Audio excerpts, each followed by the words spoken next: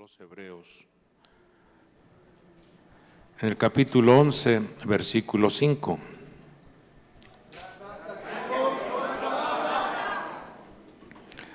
Dice así: por la fe Enoc fue trasladado al cielo para que no viera muerte, y no fue hallado porque Dios lo trasladó. Porque antes de ser trasladado, recibió testimonio de haber agradado a Dios. Hagamos una palabra de oración. Padre del cielo, envía tu consejo, envía tu palabra a nuestra vida. Que en esta oportunidad que nos das de estar en tu casa, podamos ser ministrados, consolados, instruidos por tu palabra. Sea tu Espíritu Santo impregnando tu palabra en nuestros corazones y que podamos encontrar la ayuda, la instrucción y el consejo para nuestra vida. Te lo pedimos en el nombre poderoso de Jesucristo. Amén, y todos decimos amén. Pidámosle al Señor las virtudes que nuestra alma necesita.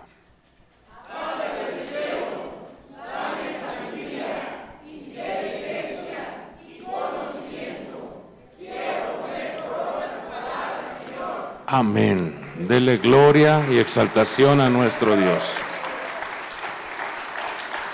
Tome su asiento, por favor. En este capítulo 11 se registra el desfile, si así pudiéramos llamarlo, el desfile de los hombres considerados hombres que le creyeron a Dios, hombres que tuvieron esa confianza y esa fe en el Dios Todopoderoso.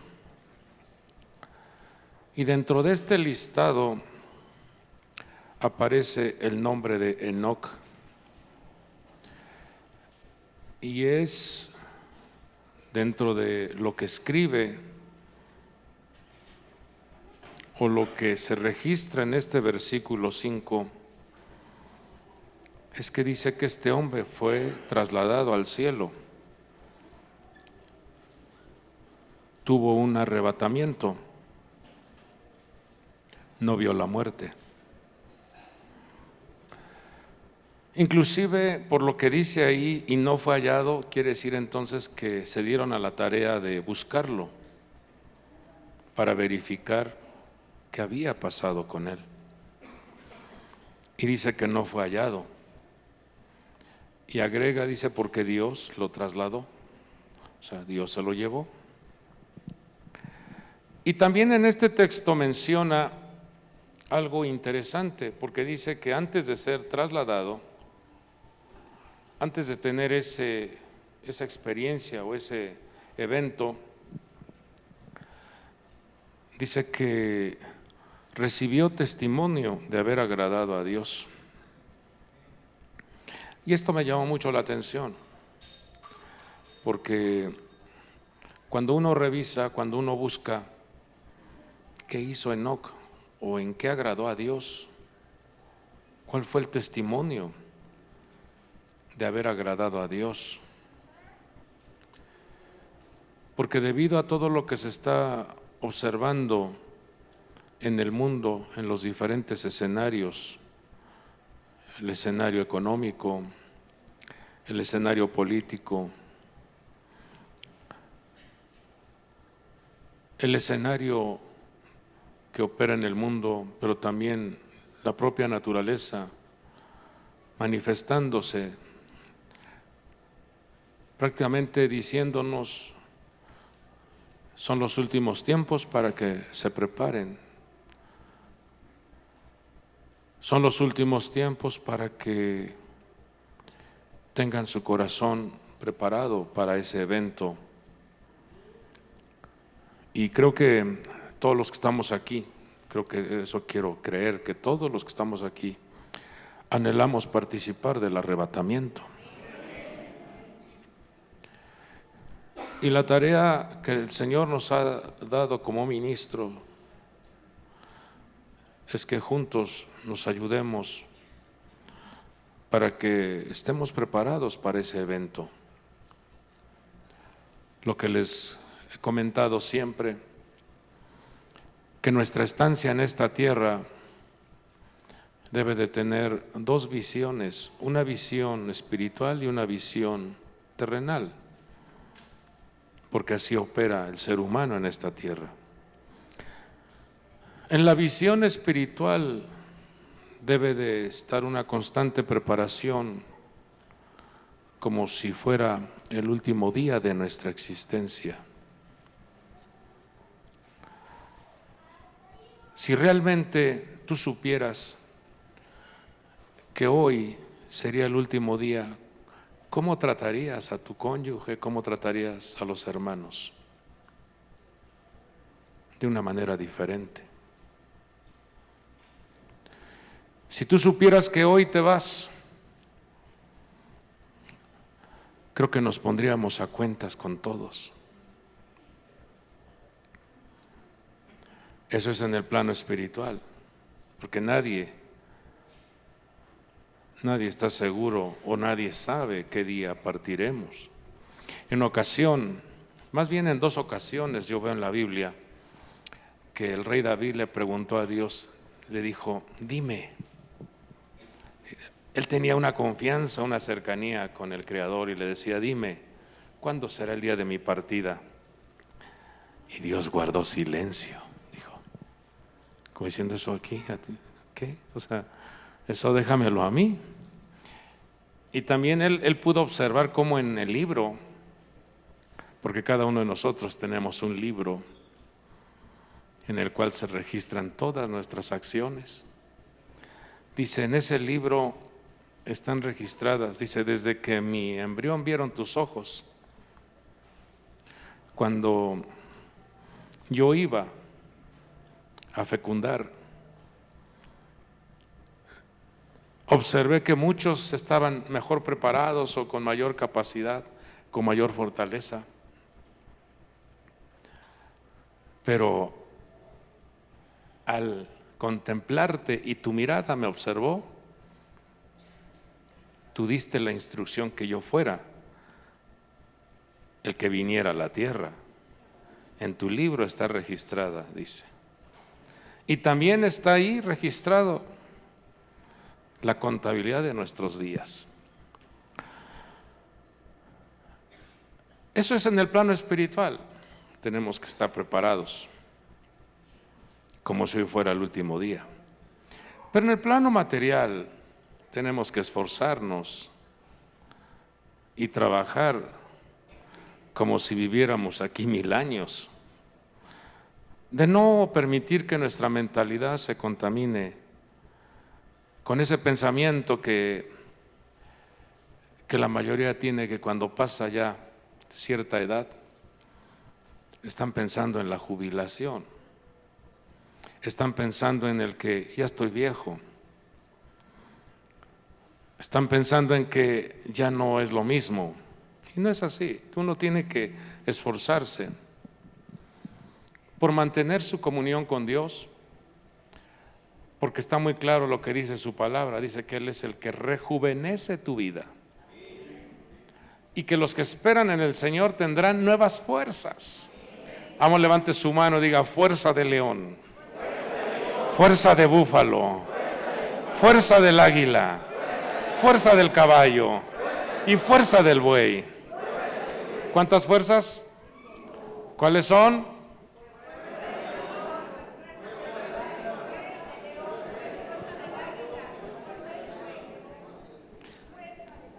¿Qué pasó? Con fuerza.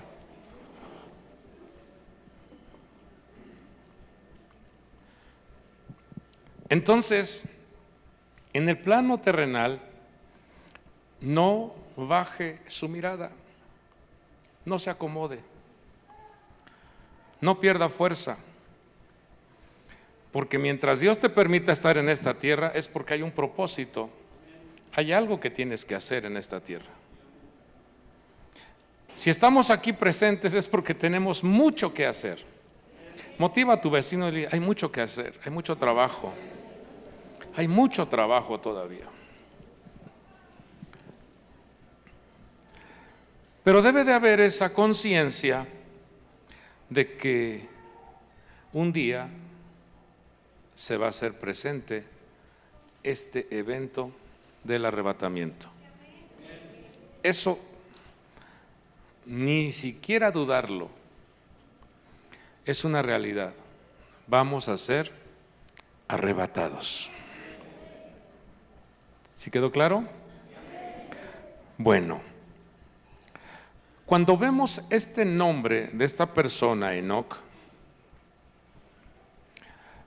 usted encontrará una gran cantidad de literatura, una gran cantidad de comentarios con respecto a este hombre, Enoc. Y ahora más como está tan activo o tan activa la inteligencia artificial, usted puede encontrar información de toda índole. Pero en el caminar del Hijo de Dios, lo que debe de alimentarnos es lo que registra la Biblia, para no desviarnos y para no alterar, para no contaminar nuestro corazón con otras ideas, con otra manera de observar el mundo espiritual. ¿En dónde está registrado lo que hizo Enoc? Pues vamos allá a Génesis capítulo 5, versículo 21. Y son unos cuantos versículos que registra lo que Enoc hizo. Le voy a dar lectura al versículo 21 y versículo 22. Dice, y Enoc vivió 65 años y engendró a Matusalén. Y Enoc anduvo con Dios 300 años después de haber engendrado a Matusalén, y engendró hijos e hijas. Nos vamos al 23 y 24 y dice, el total de los días de Enoc fue de 365 años. Y Enoc anduvo con Dios y desapareció porque Dios se lo llevó. Fíjese, son 4 versículos.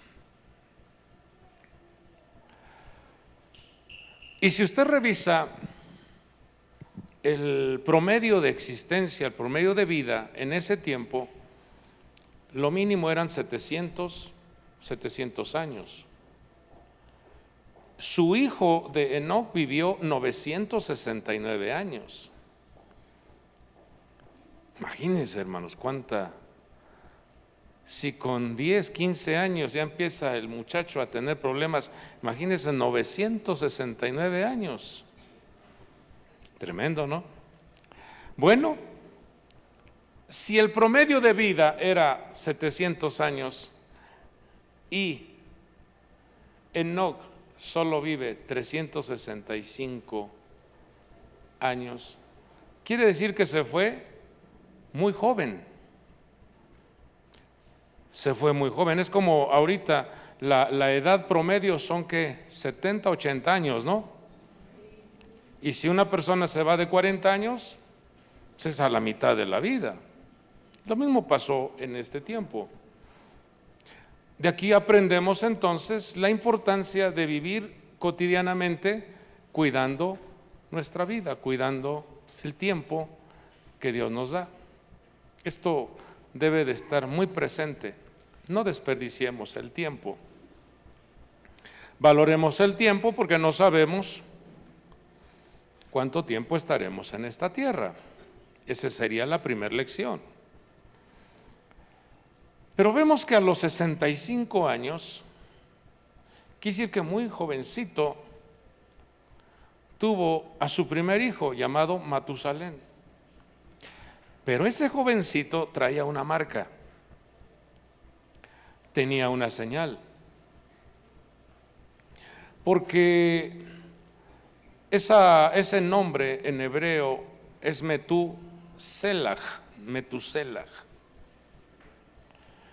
varios significados ese nombre, Matusalén.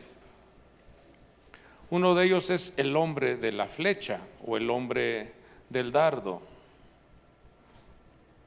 Pero cuando ya se va uno a la raíz de lo que significa Metuselah, Met es muerte, Selah es cuando él muera será enviado algo. Era una señal. Y así fue. Cuando muere Matusalén, inmediatamente llega el diluvio. Era un hombre señal entonces. Cuando muere este hombre, Matusalén, viene el juicio del diluvio. Matusalén fue el papá de Lamec y Lamec era el papá de Noé. Entonces, note usted cómo todo está interrelacionado. Entonces, antes de que viniera el diluvio, Dios se lleva a Enoc. Pero antes de ser trasladado o antes de participar de ese evento, tenemos nosotros que ver el entorno que vivió Enoc, porque cuando uno revisa la Escritura es el mismo entorno que vivimos todos actualmente. Por eso ahora uno entiende lo que dijo el rey Salomón: no hay nada nuevo debajo del sol. Todo está ya registrado, todo está escrito, todo está ya plasmado. Lo que se vivió en el pasado, haga de cuenta que viene a repetirse en nuestro presente. Y entonces nosotros tenemos que hacer una investigación, una indagación de qué es lo que hizo Enoc y qué es lo que nosotros debemos de hacer para estar dentro de ese grupo. Porque si observamos en la Biblia las diferentes figuras acerca del arrebatamiento, no es la mayoría de la iglesia que se va. Dios nos libre, hijos. Dios tenga misericordia de todos nosotros, porque no se va toda la iglesia. Es un grupo selecto, es un grupo escogido que participa de ese arrebatamiento. Y entonces, en nosotros está el absorber la palabra y cuidar los pequeños detalles, como lo dice el libro de Cantares. Las pequeñas zorras echan a perder las grandes viñas. Y por eso hay una exclamación ahí en el libro de Cantares que dice: cazadnos. Hay que atrapar esas zorras, esos pequeños detalles, para que no se aborten programas, diseños, proyectos, planos que Dios nos ha dado. Vamos a ver, así rápidamente, porque a donde quiero llegar es a lo que nos dice en la parte final, que Enoc tuvo testimonio que le agradó a Dios. Pero vamos a ver un poquito el entorno que tenía Enoc. En el versículo 22, no solamente engendró a Matusalén, o sea, no tuvo un único hijo, sino dice que engendró hijos e hijas. Los que son padres de familia, usted debe de ver cómo el tener hijos es un gran regalo de Dios, pero también es una gran tarea. ¿Qué pasa cuando su niño está con una terrible temperatura y tú estás bien cansado del trabajo? Aunque estés cansado, aunque estés cansada, ¿qué hace uno? Atender al bebé, atender al niño. Va creciendo ese niño, va a la escuela, tienes que levantarte temprano y córrele a la escuela. Y luego ahora ya como que el tráfico está más pesado Y si se te hizo tarde tantito, ahí vas bien desesperado. ¿Les cuento algo? ¿Sí? Una ocasión, bueno, mis hijos entraban a las 7 de la mañana y usted sabe que a veces uno se desvela porque viene al culto y ya llega uno a cenar o a todavía platicar, y que se me hace tarde, hijos. Por lo regular se hacía 20 minutos, 20, 25 minutos de la casa a la escuela, que despierto al 7 para las 7. Ay, vámonos. Y llego, la puerta cerrada. Y todavía tiene uno ese pensamiento: no, ahorita yo hablo con la directora y ahorita le voy a decir que me dan una cuadrada la directora. Salí avergonzado de ahí. Pero todo porque atender a los hijos. Y mis hijos viéndome nada más así. ¿Sí?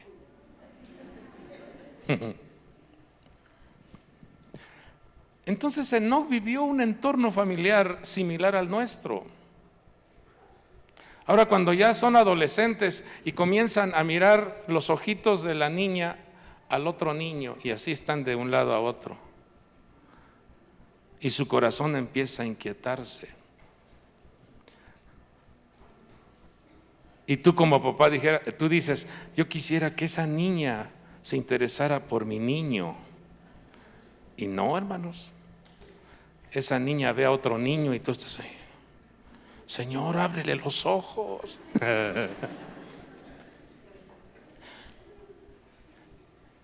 Ese papá, esa mamá vivió un entorno familiar similar al nuestro.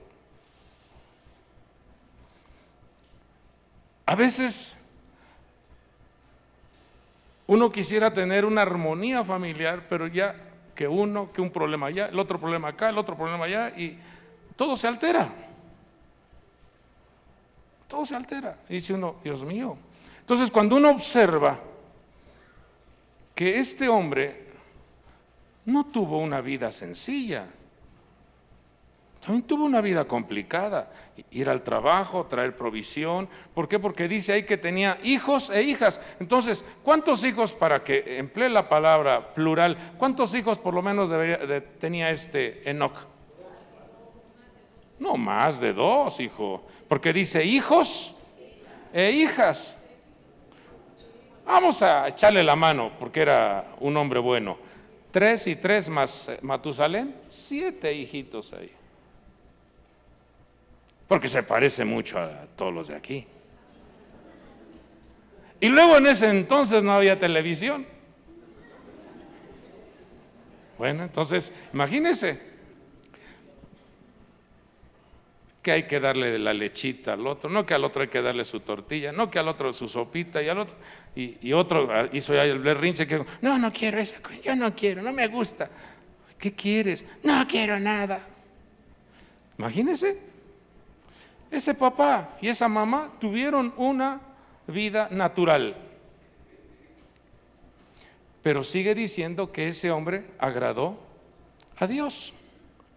Levante su mano y diga: que la paz y la alegría, aunque no sea Navidad, diga: que la paz y la alegría, la bendición, el respaldo, la provisión, la protección esté en mi casa, esté en mi familia. Que Dios nos ayude, hijos.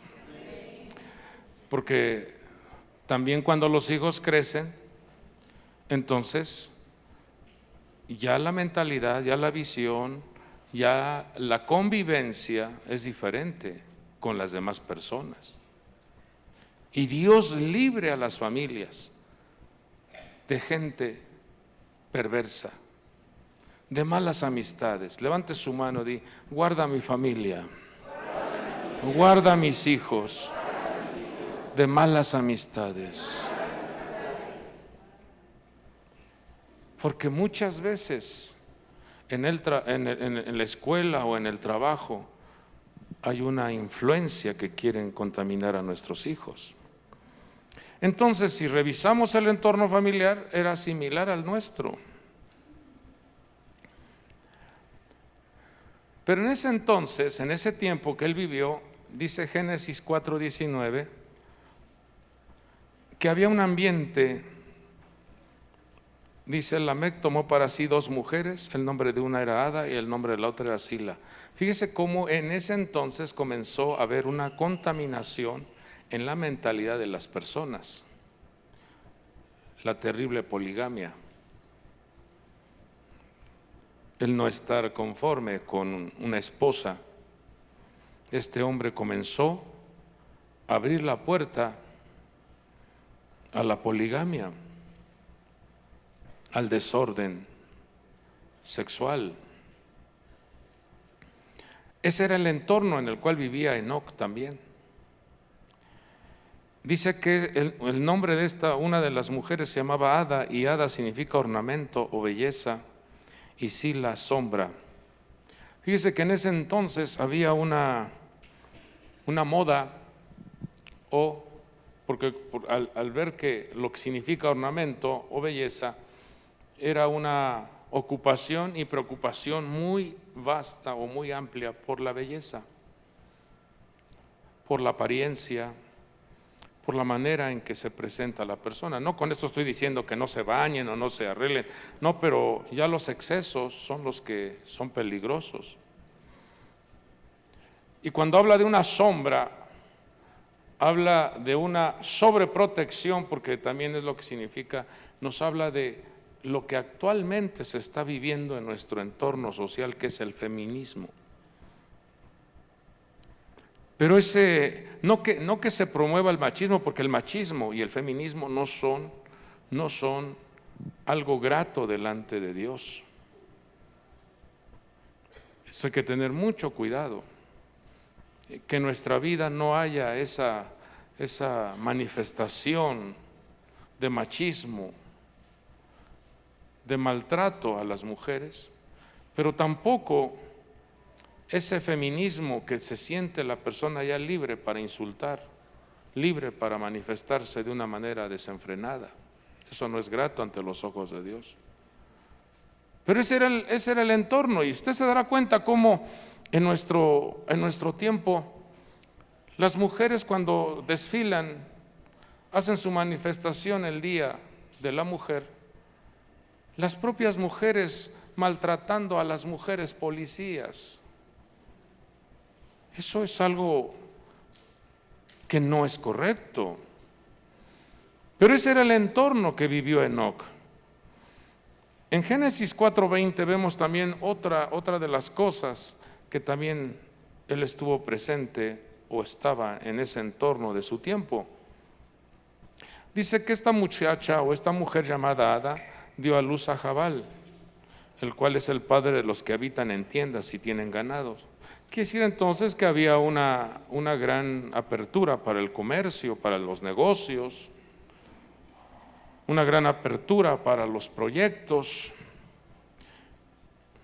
Y su hermano de Jabal se llamaba Jubal, el cual es el padre de todos los que tocan la lira y la flauta. O sea, había un ambiente de celebración, de pachanga, de fiesta, de música. ¡Viva el rock! Había ese ambiente.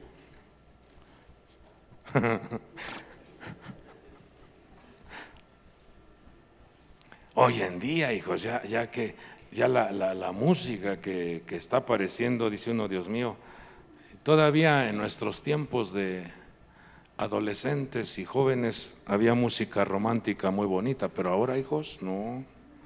Pues ese era el entorno que vivía Enoc. Génesis 4:22 dice que Sila, la otra mujer, a su vez dio a luz a Tubal-Caín. Y fíjese lo que significa Tubal-Caín: forjador de todo utensilio de bronce y de hierro. O sea, comenzaron ahí a surgir las armas, la violencia, la guerra, la agresión. Y Tubal Caín tenía una hermana que era Nama, y Nama significa placer, deleites, fiestas. Entonces, cuando uno revisa el entorno que vivió Enoc, no fue un entorno de apartado, de estar en un ambiente santo, en un ambiente en donde nada lo distraía de Dios. No, el entorno era complicado, el entorno era difícil, el entorno, entre comillas, era atractivo para desviarlo del propósito divino. No la tuvo fácil, no tuvo una existencia fácil Enoc en esta tierra. Pero lo que marca la diferencia es lo que dice Génesis 5:24, dice, y Enoc anduvo con Dios. Entonces, cuando dice que Enoc anduvo con Dios y menciona que anduvo 300 años, y la Escritura, cuando te da un código, cuando te da un número, es para que nosotros también indaguemos qué representa ese 300. Y es interesante porque el número 300 nos habla de una letra en el alfabeto hebreo que es la letra Shin. Y vemos cómo el Señor nos muestra que la vida de Enoc pudo desarrollarse o pudo salir avante considerando en su vida al precioso Espíritu de Dios.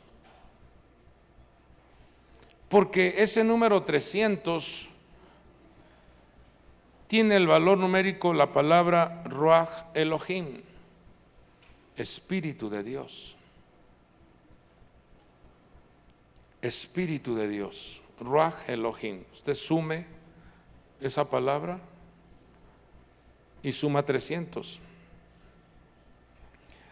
Pero lo que el Señor nos enseña es que cuando tú vienes a la tierra, dice que el hombre es una lámpara. Y esa palabra lámpara en hebreo es menoraj, jamenoraj. Y jamenoraj tiene 300 también. Entonces, ¿qué aprendemos de esto? Estamos en esta tierra así donde el entorno es complicado, el entorno se hace adverso, el entorno es contradictorio, dardos, argumentos, problemas, amenazas, situaciones adversas, quieren opacarnos, quieren apagarnos, quieren debilitar nuestra vida. Pero el consejo que el Señor nos da es que nosotros debemos de cuidar la comunión con el Espíritu Sagrado, cuidar tu relación y tu diálogo con el Espíritu de Dios. Es la única manera en la que tú vas a permanecer avivado,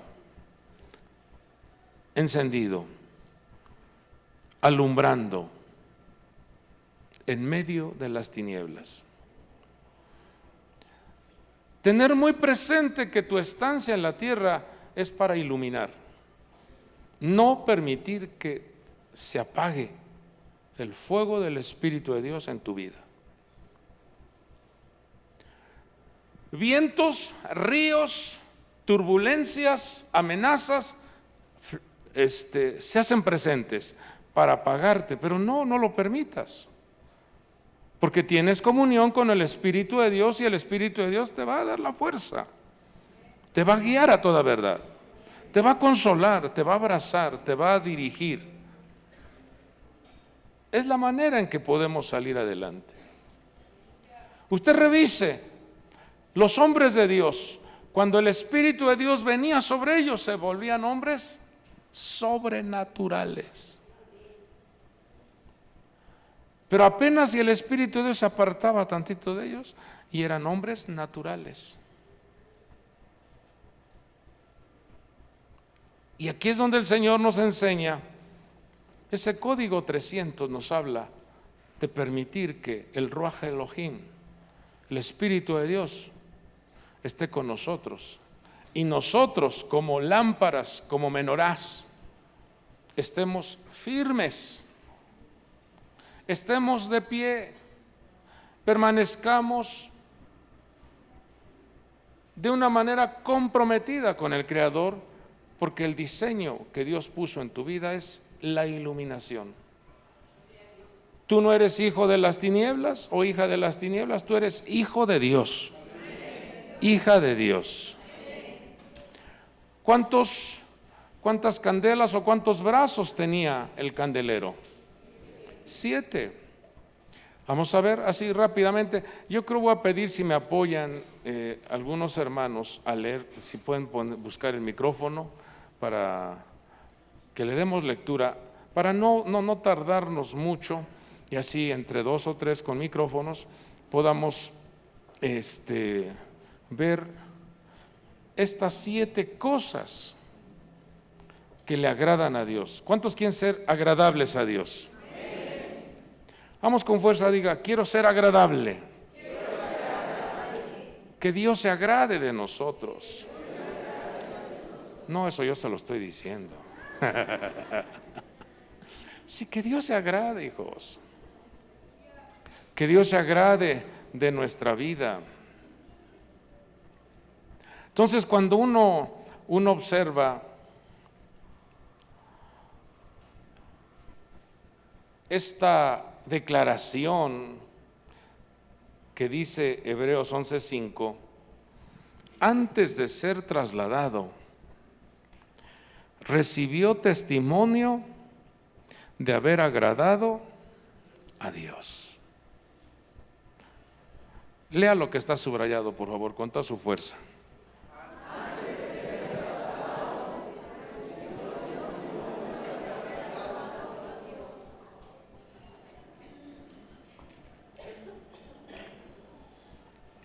¿Qué es la palabra agradable? Por favor, ayúdeme usted que es experto en... ¿Qué es agradable? ¿Mandé? Grato. Bueno. Aceptable. Bueno. A mí me llamó mucho la atención esto, digo, a ver, ¿cómo dice que recibió testimonio de haber agradado a Dios? Entonces, yo me presento delante del Señor y le digo, Señor, ¿qué debo hacer? ¿Qué debo de desarrollar en mi vida para ser agradable? Para agradarte a ti,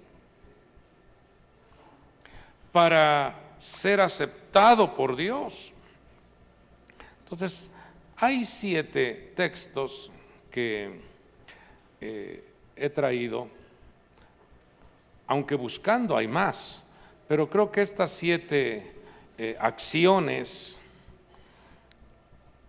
nos ayudarán a comprender o a desarrollarlas en nuestra vida para que seamos gratos delante de Dios. Vamos a leer Hebreos 11:6. Si lo tienen ahí, por favor, con el micrófono. Vean lo que el Señor nos habla, porque queremos ser gratos ante los ojos de Dios. Entonces nos vamos a ir así, en forma de listado, viendo qué es lo que le agrada a Dios. ¿Qué dice? Y sin fe es imposible agradar a Dios, porque es necesario que el que se acerca a Dios crea que Él existe y que es remunerador de los que le buscan. ¿Qué es lo que le agrada a Dios de una persona? Que tenga fe. Que sea una persona llena de fe. Y que tenga clara su conciencia de que Dios existe. De que hay un amo del universo. Que hay alguien que administra el cosmos. y que ese administrador del universo recompensa, galardona, hace un pago, retribuye a los que creen en Él. Hace un pago de los que le buscan. Sí lo dice así, ¿no? Es remunerador de los que le buscan. Entonces, pero aquí hay un peligro, porque el Señor dijo: cuando el Hijo del Hombre venga en las nubes, ¿hallará fe en la tierra? Hizo una pregunta el Señor. Y entonces el apóstol Pablo nos enseña a nosotros que debemos de pelear la buena batalla de la fe, porque es lo que el enemigo, Dios lo reprenda, quiere robar o hacer que mengue tu confianza en Dios para que ya no seas grato delante de nuestro Dios. Si me ayuda a buscar Hebreos 10, 38 y 39, hablando acerca de esto de la fe. Porque cuando uno comienza a perder la fe, cuando uno comienza a menguar en la confianza en Dios, entonces uno desarrolla otra acción. ¿Qué dice Hebreos 10, 38? Mas el justo, dice, mas el justo vivirá por la fe. Y si retrocede, fíjese, entonces, ¿qué está diciéndonos aquí en este primer punto? Lo que a Dios le agrada es un hijo, una hija que crea en Él y que sepa que Él es el amo del universo y que todo lo que se mueve en esta tierra está bajo su conocimiento, bajo su orden. Primer punto, ¿queremos agradar a Dios? Manifieste su confianza. Venga el problema que venga, usted diga: yo sé que mi Redentor vive. Él es mi amparo, mi fortaleza. El Señor es mi pastor y todo lo puedo en. El Señor es mi luz y mi. Así debemos de caminar. Así debemos de conducirnos, con una confianza, una seguridad de que Él te sale al encuentro con noticias de bien. Él no cambia, Él no miente y su propósito es firme. ¿Sí quedó claro? Entonces, ¿queremos agradar a Dios? No mengue su confianza en Dios. Número 2, Mateo 3:17. Y he aquí se oyó una voz de los cielos que decía: este es mi Hijo amado, en quien me he complacido. ¿Qué es lo que le agradó a nuestro Dios? Cuando el Señor Jesús baja las aguas, es bautizado y sube de las aguas. Eso nos habla de un antes y un después. Marca una sepultura a la carnalidad, una sepultura al viejo hombre, para que surja la nueva naturaleza. Eso le agrada a Dios. Les invito a los que no han sido bautizados a que tomen la decisión de bautizarse y estar dentro de el listado de los que le agradan a Dios. Número 3, primer libro de Samuel 15:22. Y Samuel dijo: ¿se complace el Señor tanto en holocaustos y sacrificios como en la obediencia a la voz del Señor? He aquí, el obedecer es mejor que un sacrificio y el prestar atención que la grosura de los carneros. ¿Se complace Dios en los sacrificios? Se complace más en la obediencia. Entonces, ¿qué? Tenemos que ser como hijos obedientes. Y Isaías 42:21 nos habla, dice que su ley, sus instrucciones se magnificaron, se expandieron. para que nosotros, al impregnarlo en nuestra vida, también te expandas, también te desarrolles, también crezcas, también te superes, porque eso es lo que nos enseña la palabra, a ir rectificando, a ir cambiando e ir eliminando las cosas que no son gratas. Por eso el Señor le está diciendo a Saúl, es mejor la obediencia, es mejor obedecer.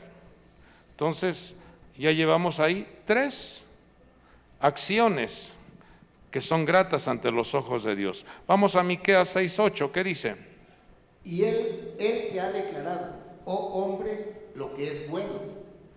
¿Y qué es lo que demanda el Señor de ti? Sino solo practicar la justicia, amar la misericordia y andar humildemente con tu Dios. Fíjese, es practicar la justicia, amar la misericordia y andar en humildad. Levante su mano y diga, practicar la justicia, amar la misericordia y caminar en humildad. Eso es lo que le agrada a Dios. Vamos a la siguiente, Hebreos 13:16. 13:16. ¿Qué dice? La ayuda mutua. No os olvidéis Oiga de esto. hacer el bien y de la ayuda mutua, porque de tales sacrificios se agrada a Dios. Cuando nos ayudamos los unos a los otros, se convierte en una fragancia, se convierte en un olor grato. Dice, de esos sacrificios se agrada Dios.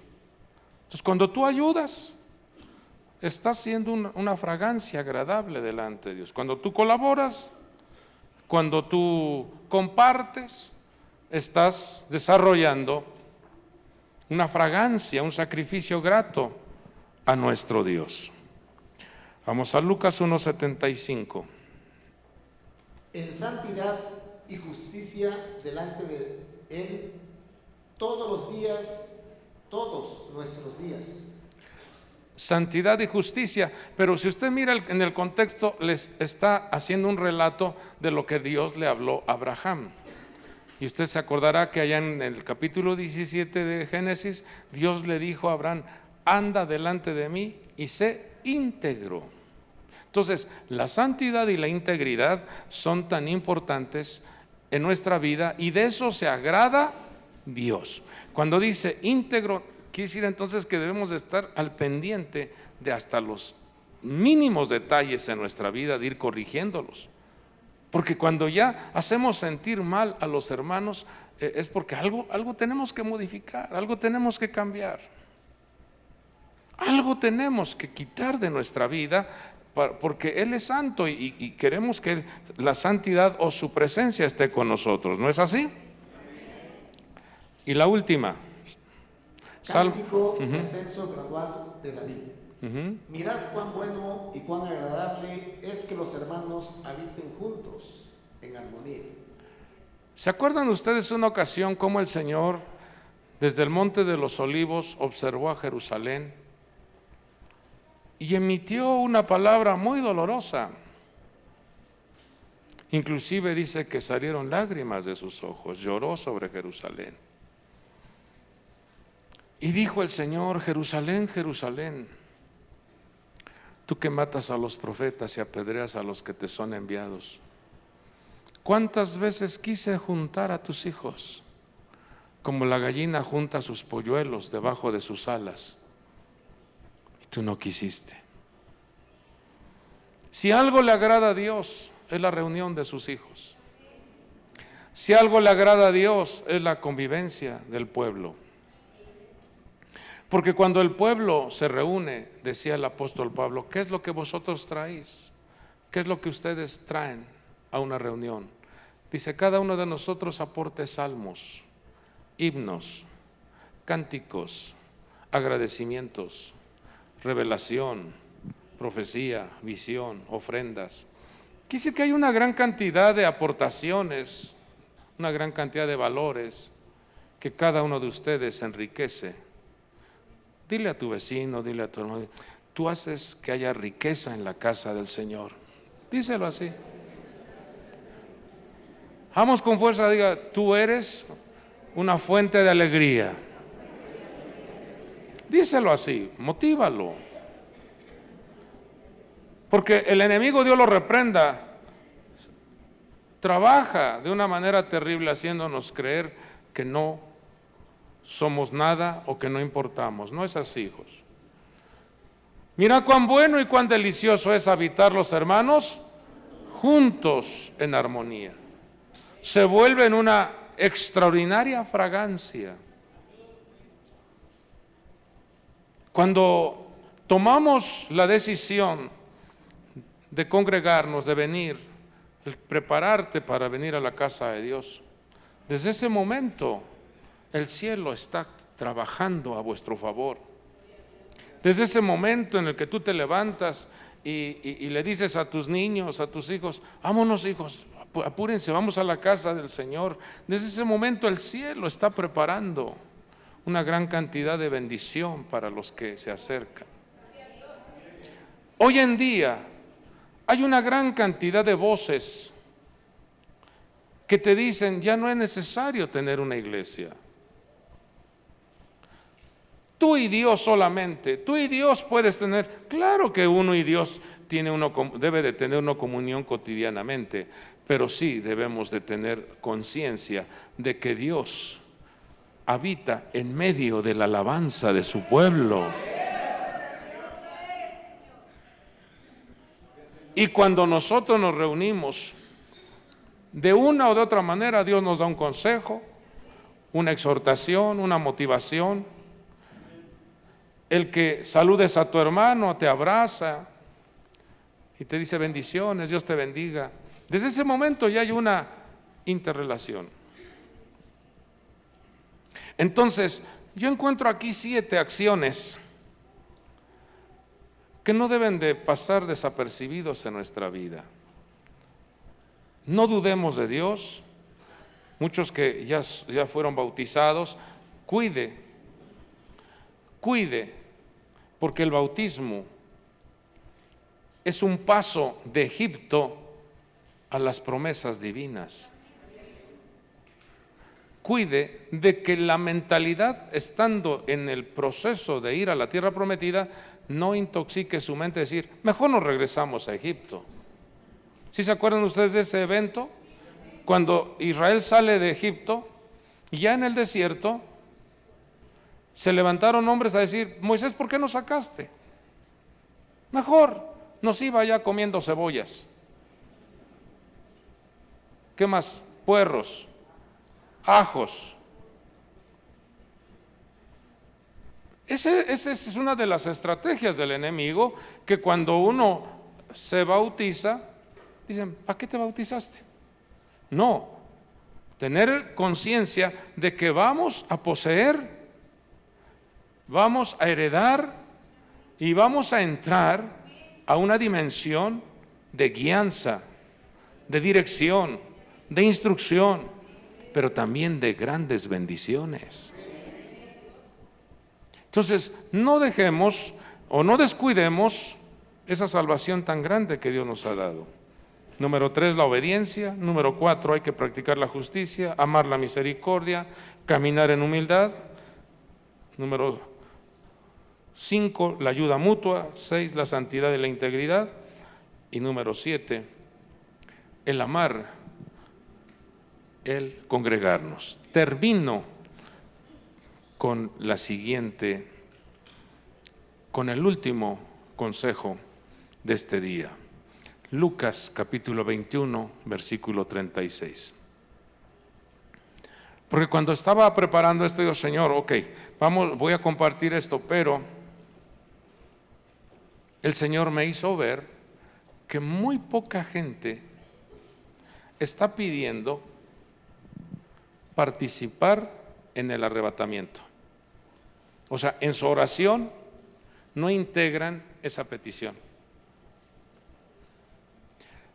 Todos pedimos, Señor, bendíceme, cuida a mis hijos, provee, protege, guarda, danos sabiduría, una gran cantidad de peticiones.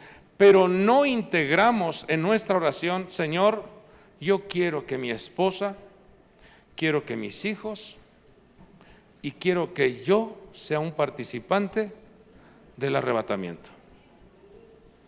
Pregunto, de los que estamos aquí, ¿alguien ha pedido esto? ¿Sí? Levante su mano, ¿quién ha pedido eso? ¿Participar en el arrebatamiento? ¿Sí? Ah, qué bueno, dese un aplauso. Dese un aplauso porque... Pero no todos. Entonces hoy el Señor nos trae este consejo. Con esto terminamos. Mire lo que dice Lucas 21:36. Mas velad en todo tiempo. Esto nos habla de estar con los ojos abiertos, con el discernimiento activo. Pero mire lo que dice: orando para que tengáis fuerza para escapar de todas estas cosas que están por suceder. Orando para que tengáis fuerza para escapar de todas estas cosas que están por suceder, y podáis estar en pie delante del Hijo del Hombre. ¿Qué nos enseña o qué nos aconseja la Escritura? A estar despiertos espiritualmente, a tener nuestra conciencia activa, nuestro discernimiento activo, y cuidar nuestra comunión con Dios, orando en todo tiempo. El orar es uno de los recursos tan poderosos que tiene el creyente. La oración. El estar teniendo comunión con Dios. Cuando uno se conecta con Dios, es como cuando tú cargas tu celular de energía, de poder. Podrás tener un buen celular con todas las aplicaciones e inteligencias que hoy en día existen, pero si no está conectado a la fuente de poder, no funciona. De igual manera, nuestra vida necesita estar conectada con Dios, porque seguro estoy de que Él nos ministrará y nos hablará cuando se acerque ese día. Nos va a hablar, porque Él es misericordioso, Él es fiel. Entonces no descuide su comunión con Dios diariamente. Y es lo que más Satanás, Dios lo reprenda, quiere que el creyente descuide: la oración. Hay un relato en la Biblia de cómo un profeta tenía esa disciplina de orar 3 veces al día. Y un día el profeta emite una petición, presenta una petición delante de Dios, y un príncipe diabólico se antepuso en las regiones celestes, estorbando la respuesta. 21 días. El arcángel Miguel le dice a Daniel: Daniel, eres muy amado de Dios. Desde el día en que tú elevaste tu oración, Dios envió la respuesta, pero el príncipe de Persia se opuso. Fue Gabriel, perdón, el ángel Gabriel. Dice: vino el arcángel Miguel en mi ayuda para pelear contra ese principado. Y ahora regreso porque el príncipe de Grecia está también operando. Hay cosas que no vemos visiblemente, hijos. Hay cosas que no podemos contemplar con nuestros ojos naturales, pero están sucediendo en los cielos. Te están queriendo hacer la guerra, te están queriendo debilitar, te están queriendo enfermar, te están queriendo oprimir. Y por eso Dios nos trae este consejo: que oremos en todo tiempo. Cuando vas manejando, cuando vas a comer, cuando vas a hacer tus actividades, dice: Señor, aquí estoy. Yo no quiero vivir sin tu presencia. No quiero caminar sin tu ayuda, Señor. Cuando abres el negocio, levantas la cortina y: Señor, quiero que tu presencia esté conmigo. Tú sabes de qué cosas tengo necesidad. Tú sabes que tengo que cubrir este gasto, tengo que cubrir esta tarea. O anhelo esto en mi corazón, Señor. ¿Usted cree que Dios no va a mover su mano? ¿Usted cree que Dios no va a mover el entorno negativo para que la bendición descienda en tu vida? Sí, hijos, amemos a Dios con todo nuestro corazón y tenga plena seguridad que Él no le va a fallar. Dios no nos falla, Dios es fiel. Padre bueno, hemos dado tu palabra, Señor. Hemos dado el consejo que tú nos diste. Permítenos, mi Dios, ser obedientes. Permítenos practicar la justicia, amar la misericordia y caminar en humildad. Pon en nosotros el querer como el hacer para la ayuda mutua. Guarda nuestro corazón en santidad e integridad, Señor. Queremos permanecer firmes, fieles. Queremos estar, Señor, agradándote a ti. Quiero ser agradable. Dígale al Señor: quiero ser agradable, Señor. Quiero ser grato delante de ti. Ahora juntos pidámosle: Señor, queremos participar del arrebatamiento. Vamos, involucre a su familia, diga: que mi familia participe en el arrebatamiento. Que mis hijos participen en el arrebatamiento, Señor. Que mis seres queridos participen en el arrebatamiento. Ahora intercedamos por la congregación, diga: que esta casa, que esta congregación, que esta familia espiritual